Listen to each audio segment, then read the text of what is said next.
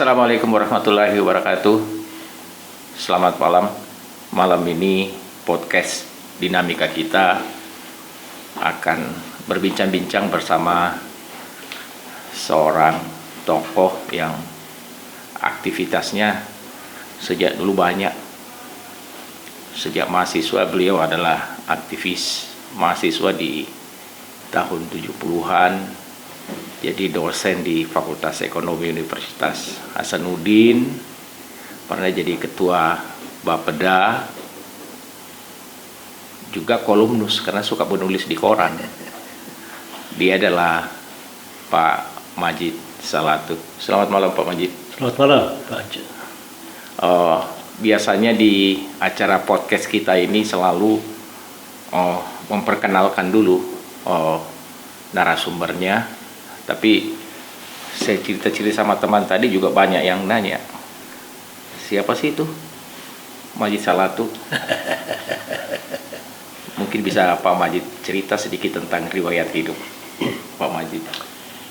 Ya, saya secara daerah sebenarnya asli Jeneponto, tapi dalam arti bahwa bapak dan ibu saya berasal dari Jeneponto, tapi saya lahir di Sengkang. Wih. Karena saya ini anak pamung praja. Jadi tugasnya keliling. Tapi saya tidak pernah tinggal di Jeneponto. Nggak pernah tinggal di Jeneponto? Nggak pernah tinggal di Jeneponto. Hampir seluruh hidup saya itu hidup di Makassar. Nggak pernah kemana-mana kecuali pernah sekolah 2 tahun. Kemudian pendidikan 1 tahun di Jakarta. Ya, itu aja yang saya tinggalkan Makassar. Selebihnya saya hampir SD di Makassar? Saya di SD Frater Mamajang, SMP Frater Makassar, SMA Katolik Cenderawasih. Lalu menganggur 4 tahun. Iya. Nanti tahun keempat baru masuk universitas. Kuliah. Baru kuliah. Jadi saya kuliah itu teman-teman saya bahkan ada yang sudah ajar saya karena sudah tingkat 4 semua. Tapi bagus sekali karena Frater kan di zaman itu ya termasuk sekolah yang bagus lah karena zaman Pak Majid tentu SMP, SMA itu kan kalau saya tahun 70-an SMP aja baru sampai SMP 6. Ya, ya. SMA baru 4, SMP 4. Jadi kalau masuk SMP Frater, ya bisa jadi kalau saya mengatakan mungkin nggak diterima di negeri ya masuk swasta. Pada waktu itu SMP Frater dan SMA Katolik Cenderawasih itu justru jadi sasaran gitu ya, target. Sebenarnya sederhananya begini, yang terbaik lulusannya biasa ada pemilihan bintang pelajar begitu, itu biasa ada SMP Frater. Yang bisa lolos ke ITB Bandung itu biasanya SMA Katolik. Iya. Tahu saya itu. Jadi masih ketemu Frater Harol ini. Masih, saya masih ketemu Harol. Saya masih. Karena saya SMP kelas 1 masih ketemu dia. Oh, iya. 70 kayak 71 72. Baik Pak Majid, kita bincang-bincang soal ekonomi karena Pak Majid ini kan memang di bidang situ. Tadi saya baca-baca apa sih judulnya kita bicara, tetapi saya mau melihat momentum COVID-19 terhadap, jadi ada 2 Kak Majid saya lihat. Yang pertama, momentum COVID-19 ini petani versus kebijakan dan pelaku ekonomi versus kebijakan. Karena kalau saya lihat tulisannya Pak Majid yang saya dikasih tadi, memang kelihatannya ada persoalan di situ. Nah sekarang kita mulai dari bagaimana petani dan buruh tani terhadap COVID ini versus kebijakan pemerintah. Kenapa saya concern pada petani? Sebenarnya itu bukan hal yang bukan baru saja. Itu sejak tahun 90-an sebenarnya. Dan saya teringat itu karena kemudian di Kompas beberapa hari lalu dikatakan bahwa petani itu terpinggirkan Ya. Dan pertanian itu sebenarnya kalau di dalam beberapa tulisan saya ungkapkan bahwa pertanian pun sebenarnya termasuk di Sulsel itu hanya diabdikan untuk kepentingan pertumbuhan, dan itu ya menurut saya sesuatu kekeliruan yang sangat mendasar. Kita ambil contoh saja begini. Sulawesi Selatan itu adalah daerah yang basisnya pertanian. Ya. Teori mengatakan bahwa transformasi struktural seharusnya berasal dari sini. Iya. Kita punya pertanian maju, berkembang sampai detik ini, bertumbuh. Tapi bisa enggak kita tanya berapa industri pertanian yang ada sekarang ini? Apa artinya?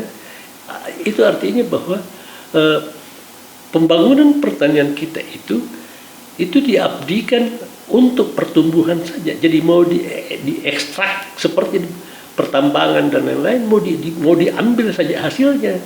Iya. Nah, disitulah kita lihat kalau kita mau cermati. Saya bikin kajian tahun 2017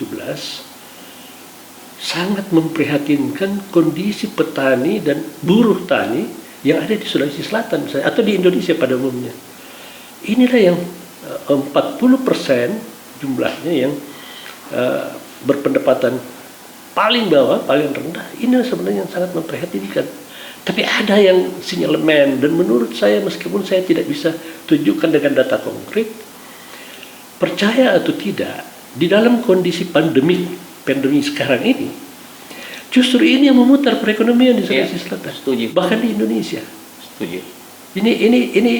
Nah, disitulah saya melihat kalau tadi pakai istilah petani dan kebijakan, saya melihat bahwa pernahkah ada kebijakan di Sulawesi Selatan yang memihak ke petani?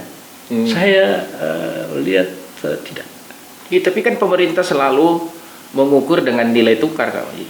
Iya, nilai tukar itu karena kita ambil komoditas yang dominan nilainya. Iya. Nilainya ya. Jadi kita kan mengenal di sini kita punya komoditas andalan. Iya. Ini nilainya besar. Tetapi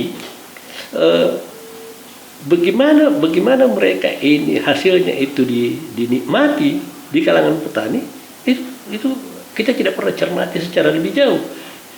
Nilai tukar itu kita lihat dia di dalam tataran-tataran makro. Kita tidak pernah masuk lebih jauh ke dalam. Iya. Setuju. Karena sebenarnya ada satu hal yang menurut saya secara detail tidak pernah dicermati. Apa itu? Petani kita atau buruh tani, petani kecil dan buruh tani kita itu paling tinggi dia ada pada subsistence level. Kalau toh dia naik sedikit, dia gampang sekali turun. Ya. Jadi kalau dia masuk kategori miskin, pada saat dia naik sedikit dia rentan miskin. Rentan miskin ini yang gampang sekali terperosok ke dalam kemiskinan kembali. Nah, kalau kita lihat sekarang ini, rata-rata pelaku ekonomi kita itu sebenarnya turun sekali penciptaan nilai tambahnya atau aktivitas ekonominya. Nah, penurunan mereka sangat rasakan. Iya. Beda dengan petani kecil. Memang mereka tidak pernah naik melejit. Jadi pada saat dia turun, dia kok kayak biasa-biasa saja dia ada. Ini kondisi sekarang ini. Iya. Tetapi kalau kita perhatikan, nampaknya roda ekonomi mereka itu berputar aja, berputar. Karena memang tidak pernah, mereka tidak butuh investasi yang besar, mereka tidak butuh yang sophisticated, dia punya teknologi dan lain-lain, sederhana aja. Nah, ini yang menurut saya kenapa tidak dari dulu itu kita coba sisihkan perhatian sebahagian kepada mereka. Ya. Ingat, pada saat tahun 98 kita bangga dengan komoditas pertanian kita. Ya. Sekarang ini juga masih tetap kita seperti itu. Tapi siapa sebenarnya yang menikmati nilai daripada komoditas pertanian itu? Sinyalemen saya adalah lebih banyak dinikmati nilai pertanian, nilai hasil pertanian kita itu oleh pedagang antara dan eksportir. Ya. Itu pun masih dimainin juga. Jadi itulah sebabnya saya katakan barangkali momentum 6-7 bulan terakhir ini itu kita bisa jadikan untuk mencoba melihat kembali cara pandang kita tentang perekonomian Sulsel. Ya. Kalau saya ikuti pemberitaan, menarik sekali bahwa kita tetap bergerak, bahkan secara nasional kita mau dijadikan contoh begitu ya.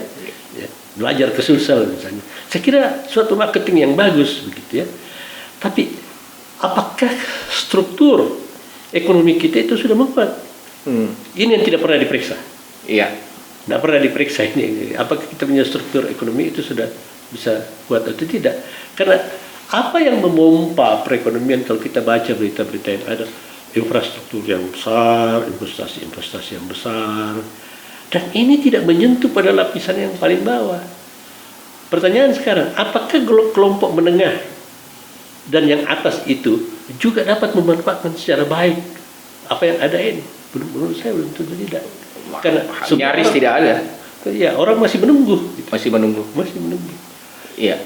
Tapi kan begini Pak Majid, kalau selama ini saya lihat pertama ada perkembangan di sektor teknologi, mekanisme pengolahan dan panen lah.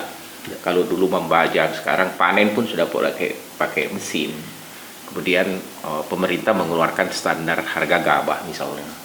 Cuma saya tidak tahu dasarnya pemerintah menghitung standar harga gabah, harga dasar gabah itu apakah marginnya memang itu juga nanti mempengaruhi kecil besarnya nilai tukar. Ya pasti akan ke sana. Tapi coba kita perhatikan dulu sebelum kita menyentuh bahasan pasar, harga dan pasar gitu ya. Yang saya maksudkan dengan struktur itu adalah siapa yang bergerak di pertanian sebenarnya. Kalau kita coba perhatikan,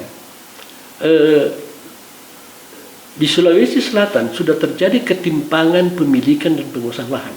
Ya. Apa artinya? Artinya pemilik lahan yang kecil jumlahnya itu, inilah yang memperkerjakan petani kecil dan buruh tani. Iya. Ya. Nah, buruh tani ini di samping dia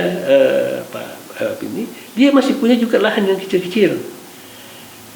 Menurut saya, yang punya skala ekonomi, lahannya bisa berskala ekonomi, itu bisa difasilitasi. Ini untuk dia butuh teknologi, dia butuh dan sebagainya. Tapi kenapa kita tidak perhatikan ini? Padahal ini sudah pernah dikonseptualisasi di Sulawesi Selatan pada tahun 90-an. Banyak cerita sukses pertanian sekarang kalau kita baca di koran, kita baca capaian-capaian yang membanggakan dari Kementerian Pertanian. Semuanya itu karena berkonsep hamparan. Jadi harus ada satu hamparan. Dan petani kecil dan buruh tani ini sebenarnya membutuhkan itu. Ya. Ini momentumnya menurut saya. Kenapa tidak kita gunakan sekarang untuk mencoba mengenalkan kembali mengenalkan kembali konsep yang tidak pernah kita lahirkan di tahun 90-an itu. Hamparan. Bagaimana hamparan itu mencapai skala ekonomi? Baru kita berbicara tentang komoditas, kita berbicara tentang teknologi, kita berbicara tentang pasar, kita berbicara tentang saprodi, sarana produksi dan seterusnya. Tapi kan dulu Kak Majid waktu ketua kepala Bappedah ya, memang pernah dihitung itu skala usaha. Iya, bahkan seperti begini. Terakhir tahun 2017 ya, sudah. Saya mencoba dengan teman-teman menghitung berapa hektar sebenarnya efektivitas baru pisang itu mencapai skala ekonomi. Iya. Ternyata 6 hektar. Untuk pisang. pisang. Nah, kalau 6 hektar dan petani memiliki antara 0,3 sampai 0,5 hektar, itu artinya dibutuhkan antara 15 sampai 20 petani yang melakukan praktek hamparan kalau mau memiliki satu pertanaman. Dan ada yang lebih menarik sebenarnya. Disitulah mereka bekerja sama, disitulah mereka sebenarnya saling tukar-menukar informasi. Tahu enggak, sadar enggak kita bahwa di kalangan petani dengan banyaknya intervensi yang masuk kepada mereka sendiri terjadi ada predator di itu. Petani memakan, saling memakan sesamanya petani. Iya. Apa artinya? Itu artinya bahwa tidak ada sebenarnya kerjasama, tidak ada. Nah, kesalahannya menurut saya adalah karena selalu kelompok tani, kalau mau pakai konsep hamparan, kelompok tani itu di-create, di-drive oleh pemerintah. Tidak bisa. Harus mereka sendiri yang sadar. Memang kalau sekarang beberapa daerah, Kak Majid, misalnya Sopeng ya, menarik yang kita bilang tadi, skala ekonomi misalnya pisang, skala ekonominya 6 hektar per satu musim tentu. Ya. Kalau di Sopeng itu semua halaman rumah dipakai untuk tanam buah naga misalnya. Betul. Tapi saya tidak tahu apakah pemerintah menghitung itu seperti dasarnya Kak Majid. Hitung.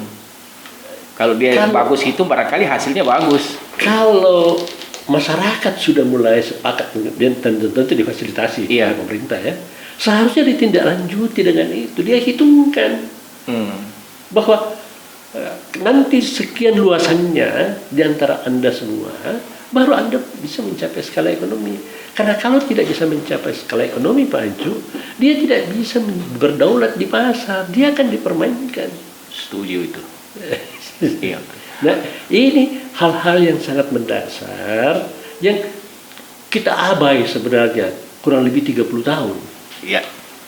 Nah, karena itu menurut saya kenapa momentum kejatuhan ekonomi yang ada sekarang ini dan nampaknya petani kecil itu dan buruh tani itu sebenarnya tetap beraktivitas, mengapa kita tidak memanfaatkan kondisi ini? Oke, baik Pak Majid, kita menarik sekali diskusi kita, jeda sebentar untuk kita lanjut pada sesi yang kedua.